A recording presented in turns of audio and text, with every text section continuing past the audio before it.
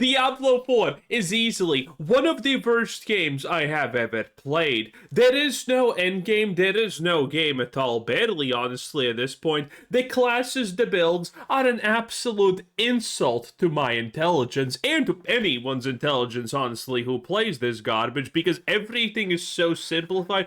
A 5-year-old could unironically create the best build in the game, and it wouldn't even be hard, and they would be consistent at it. Blizzard is probably fixing absolutely none of these issues. At best case scenario, they're just planning how to insert more pride garbage into the game because, well, all of their devs are like that if you have not seen. So yeah, I would say that new year, same old garbage. Starting with Diablo 4 news, we're 3 weeks into Season 11, and D4 still good. Paladin continues to be a... Then why does the title said, but the endgame rewards suck? I'm sorry, isn't Diablo 4 literally just the endgame rewards? Isn't Diablo 4 effectively, at best, if we're being generous, just saying, heroin addicts dopamine rush, simulator for poor people at this point? Because I think it is. Huge success among players in terms of fun, fantasy, and playstyle. And thanks to how busted the Castle Paragon node is, so many different Paladin builds that players are independently slapping together are viable. Players don't feel like they have to follow a build guide to make a T4 viable build. Now, of course, Honestly, listen. If you struggled with Tier 4, as in Torment 4, that means, you probably don't have a future. I'm just gonna be straight up blunt with you. Struggling to get or to play Torment 4 and Diablo 4 is kind of a litmus test. It is a great filter, and you absolutely 100% failed it, and you probably would score, 80-ish on an IQ test, and I'm not even joking, by the way. I'm not joking. To make anything that cannot get tier 4 easily is... you have to try. You unironically have to try in this game. Everything has been so simplified, you should start in tier 4. But you're trying and not getting it, you can't do tier 4. Like, if that person exists, I'm sorry.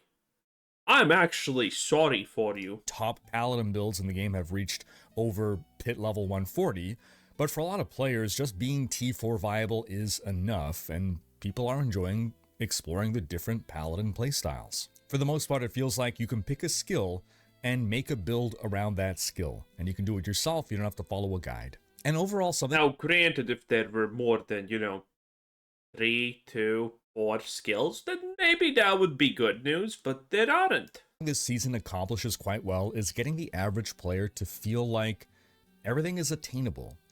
Yes, the streamers and the blasters, they're going to be doing... Oh my god, he actually said it. Guys, no matter how stupid you are, Diablo 4 is great because everyone can get everything. He actually said it. My god. How? Oh, Riker, please, don't do this to me. Don't. Why? Why do you have to say something that's beyond slop? Why? I mean, that's a bad thing. Everything being obtainable means it's made for... It's made for no one. It's made for nothing. Nothing you do matters. No achievement you achieve is worth it. You might as well get everything for free. Oh, the average player can do everything in this game. Yes, that's called a shit game. Like, listen, the only mechanic in this game currently that's being appreciative is a fucking one-to-one blatant ripoff of corruption from Path of Exile. If that doesn't tell you everything you need to know about how bad Diablo 4 is, I don't know what honestly will. Doing way higher pit levels, they're going to be engaging in a degree of mythic item farming efficiency that is well beyond what an average gamer can do, but the average gamer can still get their mythics this season. They can get their legendary runes, they can afford to craft and to reroll and to do all the activities in the game, all without having to spend 5 hours a day every day playing. Now, for some people, that might be a bad thing, but for the audience that Diablo 4 has increasingly moved to capture, it's widely What? Mental institute patients? Like, what kind of audience are we talking about here? Also, Blizzard's not doing this intentionally. Blizzard is doing this accidentally because their developers are low IQ. successful. And for the tryhards, the blasters, the streamers, they did add the aspirational secret Uber fight, something that the average player will not experience. The drop rates on the components are so low. Ugh. And that's great. Don't buff it. However, the rewards Like, why wouldn't they buff it if their goal is to make Diablo IV approachable for any level of autism? from the fight itself, disappointing relative to the rarity of this event. Surprise, surprise, Diablo 4 gets content disappointing. Wow, where have we seen this for the past 3 years straight? I don't know. I don't know. You get 1 spark. Cool. There's plenty of ways to get sparks at this point. By the time you do this event, you're going to have plenty of sparks. You get a ton of ancestral drops. Cool. By this point, you're already decked out in ancestral gear. Given how hard it is to get everything you need for this event together, and that the major reward is a one-time thing on your character, I'd make it drop, make it drop 1 of each mythic item plus all 4-star ancestral gear. By the way, is this just the same footage we saw last time when we watched Riker's video? Because he was doing this exactly in the same map. Now, I don't remember was this the same thing exactly, but it kind of looks like it because it's sus. Same class, same helpers, same kind of everything as far as I can tell. Same 3 of these things, and same map. That's the biggest sus part about this. Is this just... I mean, is Diablo 4 so good you don't even want to, record new footage for it and just asking questions, And maybe you won't end up salvaging it all. In Diablo 2, once you farmed up everything to do the Pandemonium event, right, Uber Tristram, you were rewarded with a Hellfire Torch, a best-in-slot unique charm that drops only from there, and you can only ever equip 1 of these at a time. If you did Uber Diablo clone, right, he dropped an Annihilus charm, another best-in-slot, can only equip 1 item. Point is, these events had a reward that was proportionate to how difficult it was to access them and defeat them. LOL, literally fucking discounts my pal of it. Well, actually, you just could you just do it with a discount smite pal and the vampire gloves? I forgot what they're called, but the ones that caused blood tap. I mean, that's it. That's all you needed. Now, for now, with this event in D4, it's not a big deal. This event is more of a pleasant surprise Easter egg. Vampire's grip. Was that what it was called? The gloves with life tap? But I think it's an excellent foundation for more of this kind of content in the future, and I would just like to see future events like this have rewards that are proportionate to their rarity. If there's a concern about it being too rewarding, if people farm it, then just lock the reward to like once per character or once per account per season even, depending on what the reward is exactly. This is good content to have in the game. Good content, horrible mindset. This is why Diablo 4 cannot have any endgame. Right there. That mindset right there, with everything Riker said, is poison to a game and its late game, or its existence in general. You see, he said, oh, this is aspirational content, which means that you're not supposed to actually do it. Most people are not supposed to do it, which already explains its existence because it's aspirational. But then he says, oh, you need to juice it up because it doesn't drop enough stuff. So you juice it up. Now everyone wants to farm it because it's really good to farm. Then you see how it degrades content to just a loot pinata? Every single one of these ideas degrades Diablo 4 to a loot pinata. Honestly, Diablo 4 could be a relatively interesting game to play if Blizzard just literally removed 90% of the drops. I'm not kidding, just remove 90% of the drops. No more guaranteed uniques, even from bosses, no more anything. 90% of it just axed.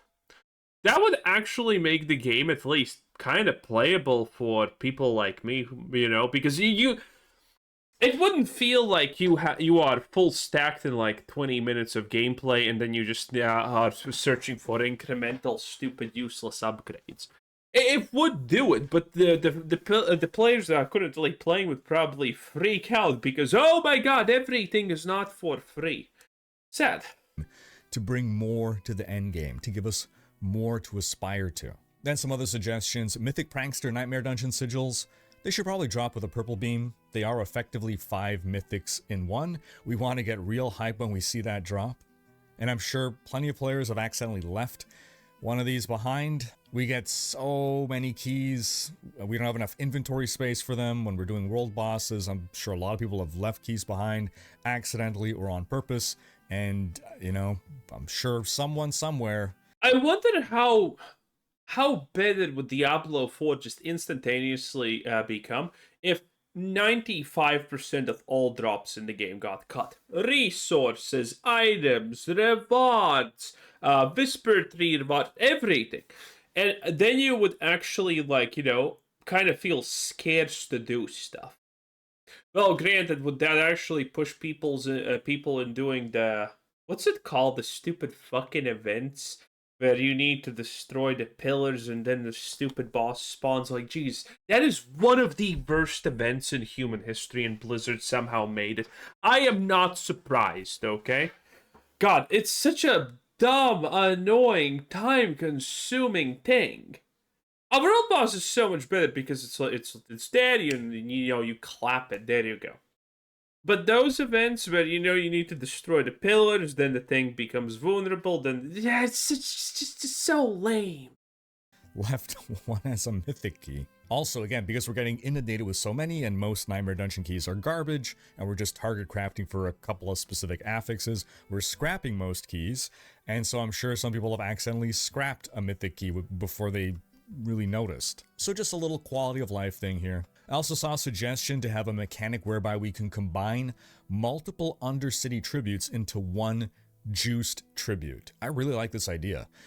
Individual Undercities may not feel worthwhile to run at a certain point, but imagine you can stack up like 10 of them, and then you do an Undercity that is 10 times as difficult, but 10 times more rewarding. You're doing it. What are we talking about here? 10 times difficult. 10 times the numbers of opponents getting just stunned and nothing happening?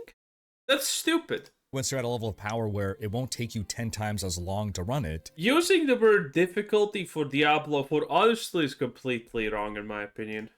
And hey, you may actually fail or you might die for a change, which, would shake things up. And you could probably do something similar with Nightmare Dungeons and Infernal Hordes as well, right? Like combine, juice them all to make an uber run that is far more challenging and takes less time to do. Pits also seemingly have no place in the game anymore beyond getting your glyphs leveled up. Some people celebrate this because they don't really like doing pits, but I'm not sure it's a good idea for an activity to become completely obsolete. For 3 years too late to say this, and ironically. Any possible reward in the game, you would be better served doing an activity other than pits. But the pit is the most challenging activity in the game, so for that to become obsolete once you reach your most powerful state, right? You get your glyphs level 100, which is a significant power boost. I still see some people questioning, is it really worth it to level up your glyphs? Yes, the answer is very Obviously, yes. Like 46 minimum, but then 46 to 100 is another huge jump in power. So again, once your glyphs are at 100, and now you have no more reason to do pits, now you have to continue farming in T4, like the easiest content in the game at that point. It doesn't make sense, especially when the... Please don't say we need a tier 5. Like, what's the point of a tier 5? Tier 4 is already useless. Now you want to move the useless shit to tier 5? Like, oh my god, that's some Asmongold tier of brain activity. Current meta is basically AFK farming bosses. So this kind of brings the topic of difficulty into question, right?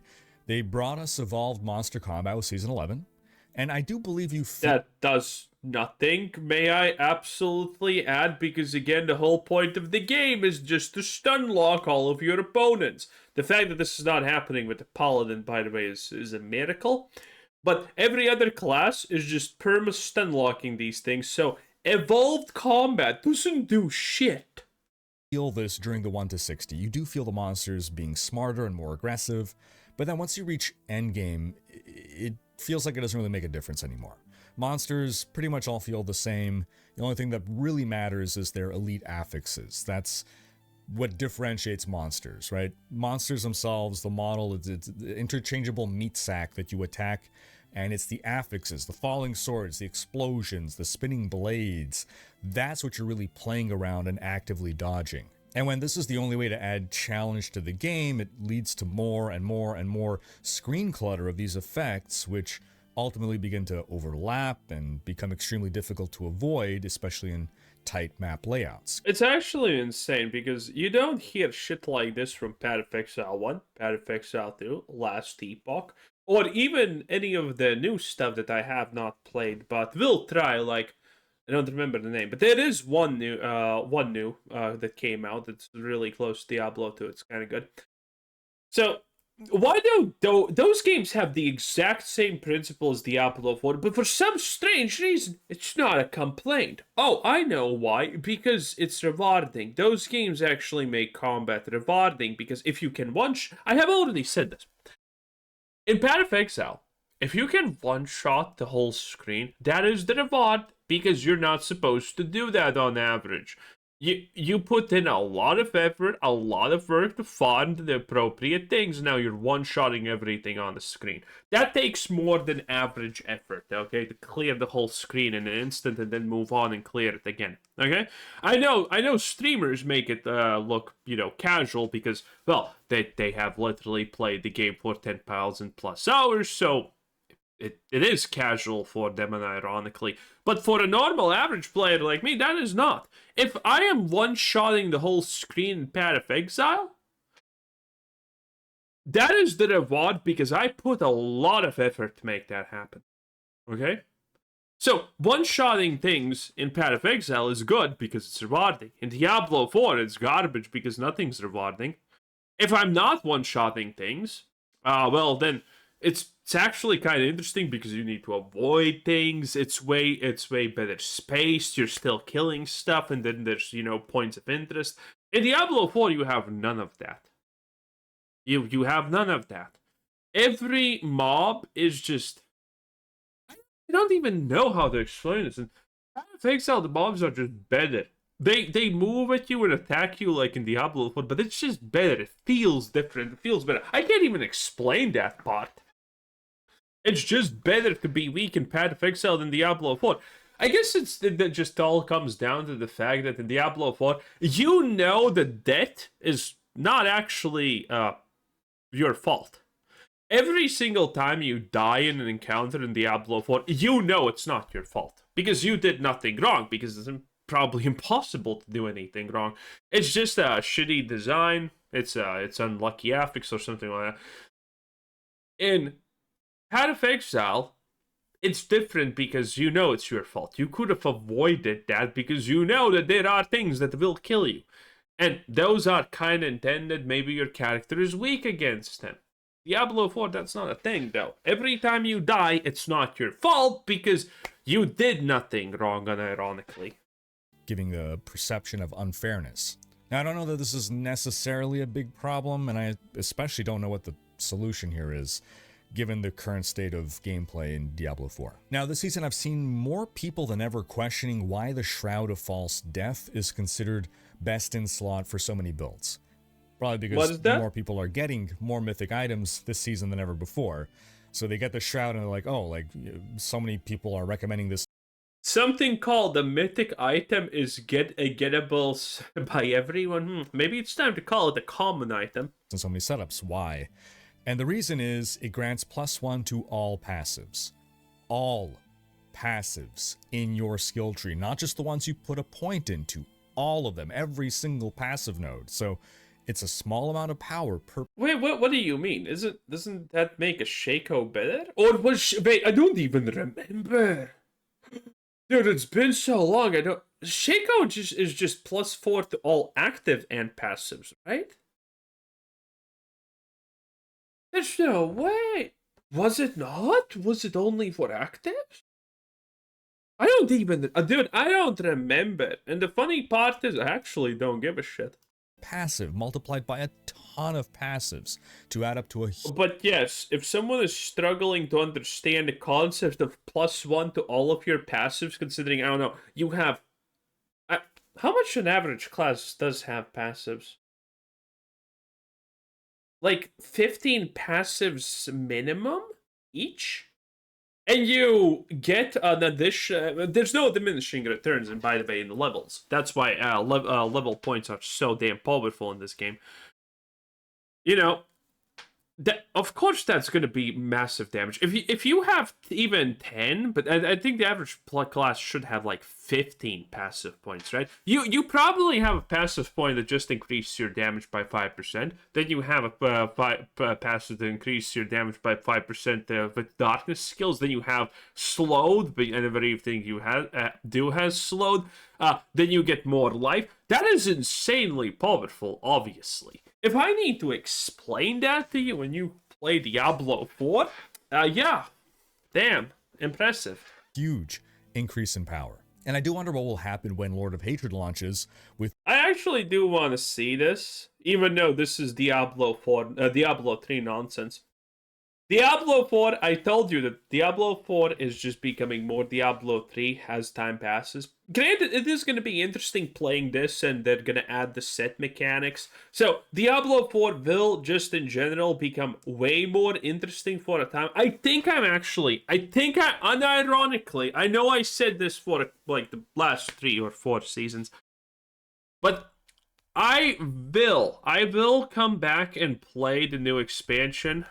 Obviously, because I want to see how fucking unbelievably stupid the story is, because there's no way modern Blizzard made a good story. And, then I want to see what happens. But again, if the more you look at this, the easier it is to figure out what's happening here. So, this is the same old tree, but this is like the choice of element. Do you want your lightning skill to be lightning, fire, or maybe gold? Yes, that's how this goes. It's stupid. It's that simple, it's that easy, it's that stupid, sadly. But, it is what it is. The updated skill trees, because from the preview that we saw, there are no more passives in the skill tree.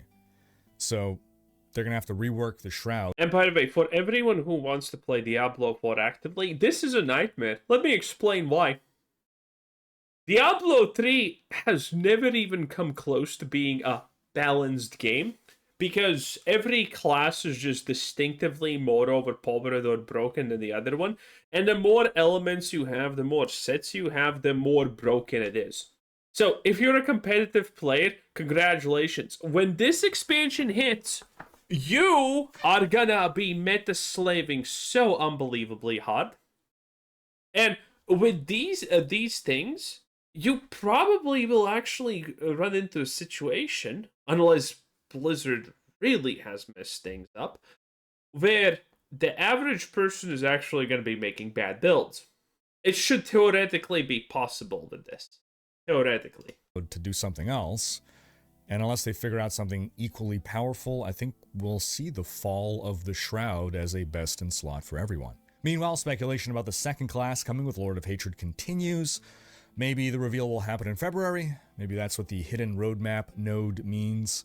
I've seen some speculation that the class may be a Haradrim, since Diablo 3 did establish that some Haradrim were sent to the Scovos Isles, which is where we'll be heading in Lord of Hatred. It's possible, but Haradrim doesn't quite fit with the more sinister-looking silhouette. And since it's unlikely that the class will be an Amazon, I've seen speculation that we'll get an Amazon as... Imagine this class is a fucking demon hunter. Imagine this is a demon hunter. Oh no, the fucking disappointment. The absolute sea of disappointment. Demon hunters were so unbelievably lame. I played them, I kind of liked them, but don't get me wrong. Demon hunters are like, it is the worst, most boring, lame thing Diablo has honestly ever done. Silhouette. And since it's unlikely that the class will be an Amazon, I've seen speculation that we'll get an Amazon as a mercenary. That's much more possible than Amazon as a playable. I don't understand. What the fuck is wrong with... Someone needs to explain to me. Why can't Blizzard just give us things that we want? Why? Everyone knows that we want an Amazon. Why can't we just get it? Why does it need to be some kind of garbage spirit born that no one cares about and everyone has already forgotten about? Like, why can't we just get things that we want? How hard is that? Class, since it solves the whole gender lock issue as well as the redundancy with the rogue. Now, there were data mined strings in the game prior to the launch of Vessel of Hatred and the reveal of what mercenaries were coming with the game. So we saw the mercenary _ berserker crone string. That mercenary turned out to be Variana. Mercenary the Cursed Child, which turned out to be Altkin. Mercenary Bounty Hunter, which turned out to be Subo. Mercenary Shield Bearer, which turned out to be Rahir. And then we had two others, Mercenary Scholar, as well as Mercenary Maiden and Mongrel. And these are unaccounted for. So theoretically, the Maiden and Mongrel could be an Amazon, though Amazons are not really known to have dog companions, so it is a bit of a stretch. The Scholar, though, theoretically, that could be a Haradrim, since the Haradrim are canonically scholars first and foremost. Now, one interesting thing to note about Season 11, it seems to have the best retention of any season in... Riker, do I need to pull up the real money shops of Diablo 4? Can we see? This is bots. I'm tired of saying this. This is bots. At least a year, if not in Diablo 4's entire history, at least as per the Steam data. Now, a couple of important points to consider when we talk about Steam data. First off, Steam represents the smallest of Diablo 4's player base between Xbox, PlayStation, and PC Battle.net. We know that D4 sold 12 million copies just within its first 2 months of launch, and estimates from various third-party analytics websites estimate that about 2 million people own Diablo 4 on Steam today. So when looking at Steam data, we're really just looking at a subset of players. So what's important here is not the raw numbers, but rather the trends. In particular, the data with respect to past data. So the trends that we see are showing better retention this season compared to last. 3 weeks. Again, I don't believe this, by the way. If Steam is the minority, then Diablo 4, again, we have talked about this. If Steam is the minority and the reality is that there's like 200 people, 200k people playing, actively daily on Battle.net, then Diablo 4 content should be massive on YouTube, on Twitch, everywhere. But for some reason, that's not happening. There has never existed a game that's massively popular and millions of people play it, but there's no YouTube content about it, there's no streamers streaming it, and it doesn't exist. Like, the idea that somehow, Steam is like 1/10 of the big numbers, and it's still 20,000 people online playing daily. It just doesn't add up. It just doesn't add up. Like, this video should be getting like 60% dislike ratios because Diablo 4 is such an amazing game because so many people still care and play it. But that's not happening. That's not happening. My Diablo video typically gets, worst case scenario, like 6% dislikes, not 60. So if Diablo 4 is so amazing, so well played, and if you have, by the way, 200k active players, that means that your game has an average active player amount per month of something crazy like up to 2 or 5 million. That is an insane amount of people. And even if only 10% of these people convert into like YouTube views or things like that, it should be massive. But again, it's not massive. It's dead. No one cares. No one watches. So it doesn't make sense. It just doesn't make sense. Weeks in, and 59% of players are still playing, compared to only 47% 3 weeks into Season 10, 43% 3 weeks into Season 9, 45% 3 weeks into Season 8, and 49% 3 weeks into Season 7. total player count peaks aren't too different either, so it's not like we're sampling a much smaller pool of players or maybe more dedicated. I believe the data clearly shows people are playing for significantly longer this season. Now, as for total players, the peak all-time on Steam was 56,000 back when Vessel of Hatred launched, which then dropped all the way down to 35,000 peak players by the time we reached Season 9. And then Season 10 saw a big rise to 49,000. It's a little inexplicable. Some say it was a free weekend that really bumped those numbers up. The peak we saw for Season 11 was 41,000, which was not higher than Season 10, but higher than any season before it since Vessel of Hatred launch. But do remember that Diablo IV only released on Steam in late October 2023, along with Season 2. Many Diablo IV players had already quit before Season 2 launched. They were unimpressed with a rather disappointing Season 1. So a lot of the players that we're seeing coming back with Season 11 now are those that don't own the game on Steam because they got the game back at launch before it even was on Steam. If you look at the Steam data, we never really saw a big fall off of Steam players. The fall off happened from launch players. This really is the best season of Diablo 4 yet. There's many reasons, but Sanctification, I think, is a big one that has helped with retention.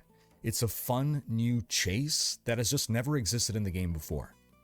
People continue to geek out over their Sanctification outcomes, and they want to share them with others. Come on, Blizzard, nerf Sanctification, and by nerf I mean make it accessible to everyone. In the clan, be with friends, be it on social media. Like, check this out here. On my druid, I'm on my third character by the way, on my druid I had a non-ancestral unique weapon, and I had forgotten that non-ancestral uniques could get a Sanctification outcome that replaces an affix. Will not happen on an ancestral, could happen on a non-ancestral. And so that's exactly what happened. It replaced one of my affixes, and I gasped when I realized what had happened. I had about an affix of 600% extra poison damage, and I'm a poison build, and I lost that. And it got replaced with this affix that triples the effect of gems in the item. Now the thing is, I had runes in my weapon because gems on my weapon were not as important as gems in my armor. So I said, okay, life gave me lemons. Let's try to make some lemonade here. I put the runes in my armor and then ran the math on which would be the gems that I can use, given my current setup, that would give me the biggest damage upgrade when those gems are tripled in power. And I ended up slapping in some emeralds for some big crit damage, and after some testing, this ended up being a considerable damage upgrade for me, making my crits hit for big bonks. Now, as much as the Steam charts paint a pretty picture, the recent Steam reviews... Let me Google something. I want to see if I could actually just guess this instantaneously. Diablo 4 Wiki Emeralds. Okay, let's actually see the numbers. Accept all. So this is just an emerald, and it's already... This is just an emerald, and it's already to 24% more critical strike on a weapon, right? Is there a better one? No, there's a perfect emerald, right? Vicky perfect emerald. Let's see. Flawless emerald. There we go. So 36%, and can he have one or two of these? If he can have two of these, then of course it is. Let me explain how this garbage works, okay? I'm gonna share the screen, okay? In case someone doesn't understand this. I mean, this does require some base knowledge, I guess, but it's not a big deal. So this is a perfect emerald. So if these things have... Okay, so all of the damage calculations happen in a line. There's the base damage, then there's multipliers. And one of the final multipliers is critical strike damage. So, let me explain it like this. 600% poison damage sounds like just a straight up 6 times multiplied. Well, that may actually not be true because of the location where it is. It may actually not multiply your damage 6 times. But Critical strike multipliers typically are at the very back, and it's literally just a multiplier. It's not an additive, it's a multiplier. So you crit, and then you get, and your baseline critical strike is 200%, I think. And this, well, if you can have two of these, that makes it double. So that thing is literally just 2 times damage. Congratulations, you just achieved 2 times damage forever if you're using emeralds like this in your weapon. That's how it works. That's why it's better. It really depends on just where in the damage calculation formula your thing is. In any case, oh my god, there's no saving Diablo 4. It's just so over. Anyway, have a nice day. That was our boy, Riker, 10 out of 10. Bye.